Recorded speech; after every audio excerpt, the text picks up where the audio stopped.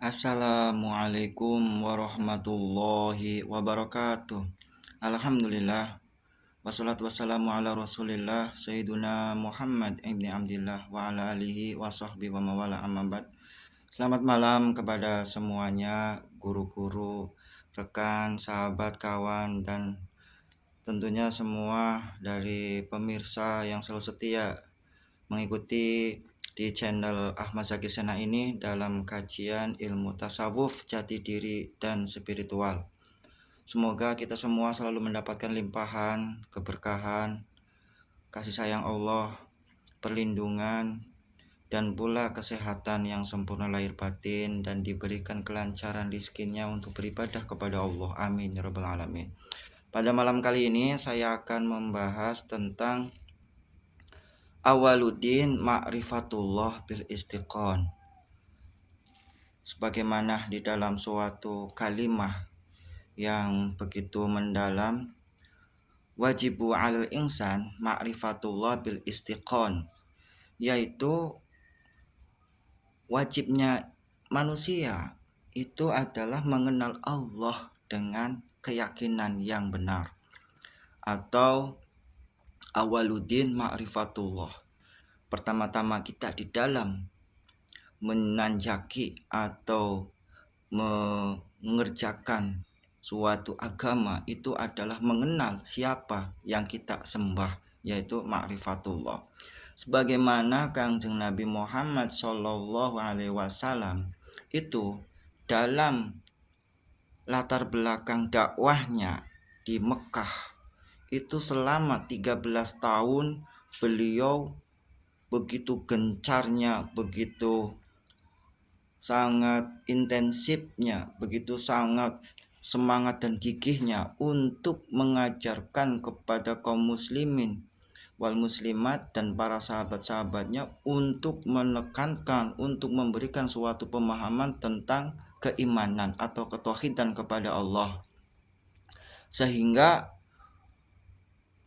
cetakan daripada sahabat-sahabat Nabi itu begitu sangat unggul di dalam mengenal Allah.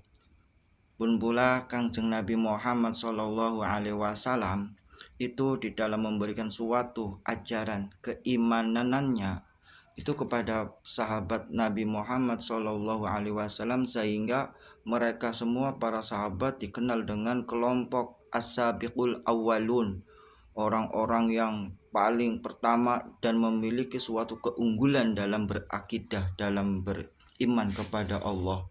Sebagaimana di dalam surat Al-Jum'ah ayat 2, itu adalah suatu keutuhan ajaran Nabi Muhammad SAW di dalam menyebarkan agama Islam, yang berbunyi Bismillahirrahmanirrahim. Huwallazi ba'atsa fil ummiyina rasulan minhum yatlu 'alaihim ayatihi. Jadi yang pertama itu adalah mengajarkan kepada mereka, umatnya atau kaumnya, kaum muslimin wal muslimat dan semua para manusia itu untuk membacakan tanda-tanda kekuasaan Allah, tanda-tanda keagungan Allah, yaitu berarti ayat-ayat kauniyah, sehingga Kangjeng Nabi Muhammad itu mengajarkan tentang siapa penciptanya, siapa yang telah mengadakan semua alam semesta ini yang begitu agung, begitu luas. Pun pula ada suatu hadis yang menjelaskan tafakkaru fi khalqillah wala tafakkaru fi zatillah. Janganlah kamu berfikirlah kamu tentang ciptaan Allah, dan janganlah kamu berfikir tentang fillah atau zatillah, tentang zatnya Allah. Karena suatu zatnya Allah itu tidak untuk difikirkan. Yang perlu kita fikirkan itu adalah ciptaan-ciptaan Allah yang sebagai menjadi suatu ayat-ayat tanda kekuasaan Allah. Contohnya langit begitu megah, begitu tinggi, begitu luas, tanpa penompang, tanpa penyangga, tanpa pondasi, tapi begitu kokoh. Itu suatu tanda-tanda kekuasaan Allah. Siapa yang menciptakan? Pasti dalam hati kita yang memiliki suatu hidayah. Jawabnya iman. pasti Allah, dengan keimanannya itu pasti Allah. Tapi keimanannya itu apakah cuma hanya di mulut? Apakah cuma hanya berdasarkan kilaman kola dari orang ke orang? Apakah keislamanan kita itu dari orang tua kita? Makanya dari ayat selanjutnya, surah Al-Jumu'ah ayat yang kedua selanjutnya, wa min ayatihi wa yuzakkihim, di dalamnya itu adalah membersihkan jiwa-jiwanya. Karena di dalam lubuk hati manusia itu banyak sekali suatu kotoran, suatu hawa nafsu yang dapat menjadi suatu belenggu, suatu hijab, suatu tirai-tirai yang menutupi pandangan kita kepada Allah. Karena kalau kita dalam hati kita itu tertutup dengan kemakhlukan, kemelekatan kemakhlukan yang nyata itu adalah makhluk, tentunya dan pastinya Sang Maha Nyata, Sang Maha yang mendohirkan semua makhluknya itu tidak akan terlihat karena tertutupi oleh bayangan-bayangan ciptaan Allah. Kayak semisal ini ada gelas ya, ini ada gelas ini. Terkena pantulan cahaya matahari pasti menimbulkan suatu bayangan. Tapi kalau kita fokusnya kepada bayangannya saja, tentu kita tidak akan melihat sejatinya dari mana bayangan itu. Begitu pula kalau dalam hati kita, pikiran kita, pandangan mata kita hanya tertuju kepada penciptaannya, tentunya tidak akan mendapatkan suatu cahaya dari mana keberadaannya itu berasal. Maka dari situ Kangjeng Nabi Muhammad mengajarkan agar tazkiyatun nufus, cara untuk memasukkan iman kita ke dalam hati yang paling dalam, dari kolbun masuk ke fuad, dari fuad masuk ke saghaf, dari saghaf masuk ke lubban, dari lubban masuk ke siri, dari siri itu ternyata ada Allah.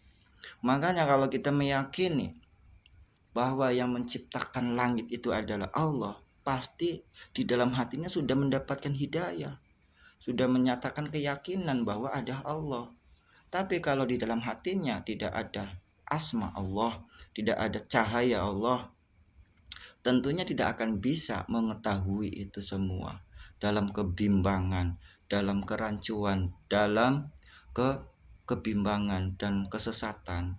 Maka kan Nabi Muhammad dalam yang ajaran yang kedua itu dalam gabungan daripada ketauhidan dan keihsanan, ketasawufan, itu diajarkanlah dari membersihkan kolbu, membersihkan dari jiwa-jiwa yang kotor. Dengan apa? Dengan tazkiyatun nufus. Alatnya apa? Alatnya adalah tiada lain tiada bukan adalah inna fi kulli syai'in siqalah wa siqalatul qulub zikrullah. Segala sesuatu ada pembersihnya, dan untuk membersihkan dari kotoran penyakit hati itu adalah zikrullah, ingat kepada Allah. Tapi bukan sembarang ingat saja. Dengan zikir yang bagaimana? Ditanya oleh sahabat Nabi yaitu Sayyidina Ali, ya Rasulullah, bagaimana cara saya agar lebih cepat mengenal Allah, lebih mudah, lebih ringan, dan juga lebih cepat untuk sampai kepada Allah? Sebagaimana Kanjeng Nabi Muhammad menjawabnya, perbanyaklah engkau membaca kalimat la ilaha illallah. Bagaimana caranya? Sehingga dituntunlah Sayyidina Ali oleh Nabi Muhammad, itulah yang dinamakan dengan baiat atau talqin zikir. Jadi kita belajar zikir kalau tanpa talqin zikir kurang berfaedah. Bukannya tidak ada faedahnya, kurang berfaedah, bisa hanya mendapatkan pahala tapi tidak akan sampai wusul, tidak akan untuk bisa membersihkan jiwa-jiwa yang kotor dari segala penyakit, hawa nafsu mulhimah, dari segala nafsu mulhimah, dari segala nafsu ammaroh, sehingga terhalangi oleh hawa nafsu kita. Tubuh itu memiliki ilmunya. Apa ilmunya tubuh? Yaitu syariat. Jiwa atau kolbu itu juga memiliki ilmunya. Ilmunya itu apa? tariqat. Terus ruh atau di dalamnya itu memiliki karakter dan sifat. Sifatnya adalah memiliki rasa. Dalam ruh itu ada memiliki rasa. Rasa itu memiliki ilmunya. Ilmunya apa? Hakikat. Dan juga inti daripada ruh itulah adalah sir, rahasia. Wafi siri, apa di dalam siri itu? Dan di dalamnya itu harus ada ilmunya, yaitu ilmunya ma'rifah. Tapi ilmu ma'rifah itu adalah suatu kerahasiaan. Kenapa kok suatu rahasia kok diajarkan?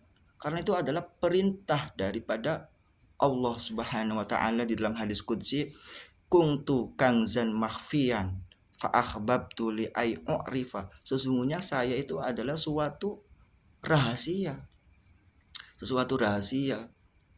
Fa akhbabtu li ay u'rifa, saya itu ingin dikenal. Fa khalaqtu khalqa li ay u'rifa, maka saya menciptakan makhluk untuk mengenal. Nah, makanya tadi kita nggak boleh memfikirkan zatullah, karena zatullah itu bukan untuk difikirkan. Yang untuk difikirkan itu adalah ciptaannya. Tafakkaru fi khalqillah wala tafakkaru fi zatillah. Untuk apa? Untuk dirasakan kehadiran zikirnya, dirasakan kehadirannya, sehingga melepaskan segala keegoan kita, melepaskan segala kekotoran hawa nafsu kita, sampai tingkat tiada suatu kemakhlukan di dalam hati kita, pikiran kita, dan pandangan kita, sehingga memperoleh pandangan yang nyata atau yang dinamakan dengan hakul yakin. Itulah dengan pembahasan la yu'rifullah illallah. Sesungguhnya yang bisa mengenal Allah hanyalah Allah. Jadi manusia, insan bisa memandang, bisa mengetahui Allah karena dalamnya itu adalah ada cahaya Allah yang memancar, ada limpahan karunia Allah yang memancar, sebagaimana bahwa ruh manusia itu ditiupkan langsung oleh ruhullah, wa nafakhtu fihi mir ruhi, sesungguhnya saya meniupkan ruhku kepadanya, pada manusia. Jadi rahasianya Allah ada di dalam rahasia insan. Rahasianya insan ada di dalam rahasianya Allah, karena antara ruh insan wa ruhullah menyatu. Sebagaimana pernah Allah sendiri memuji Kangjeng Nabi Muhammad di dalam surat Al-Qalam ayat 4. Wa innaka la'ala khuluqin adim. Wahai Nabi Muhammad, sesungguhnya engkau memiliki akhlak yang agung, akhlak yang luhur. Karena memang Kangjeng Nabi Muhammad itu memiliki akhlak yang agung.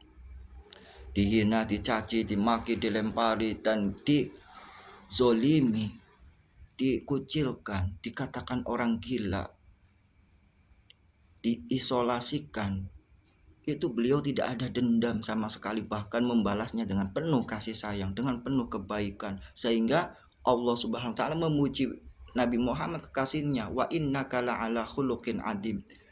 Kenapa Allah itu memuji Nabi Muhammad? Sesungguhnya kalau kita berbicara tentang hakikat, itu adalah Allah memuji cahayanya sendiri.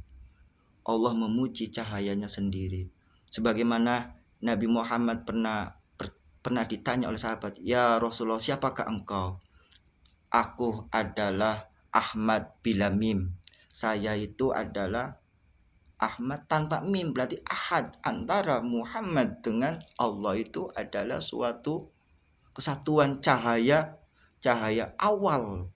Cahaya awal, Nur Muhammad, cahaya awal, pancaran dari jamaliyahnya Allah, keindahannya Allah, sehingga antara Allah itu memuji Nur Muhammad itu pada hakikatnya memuji cahayanya sendiri, Nur Muhammad SAW. Semoga ada manfaatnya kajian ini.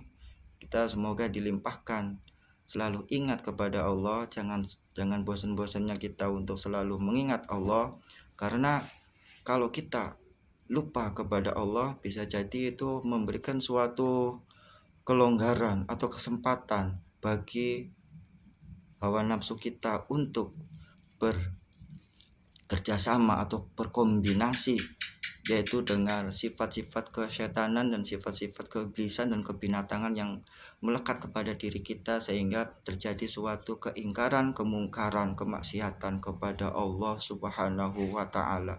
Semoga ada manfaatnya dari pembahasan ini. Wal afu minkum. Wassalamualaikum warahmatullahi wabarakatuh.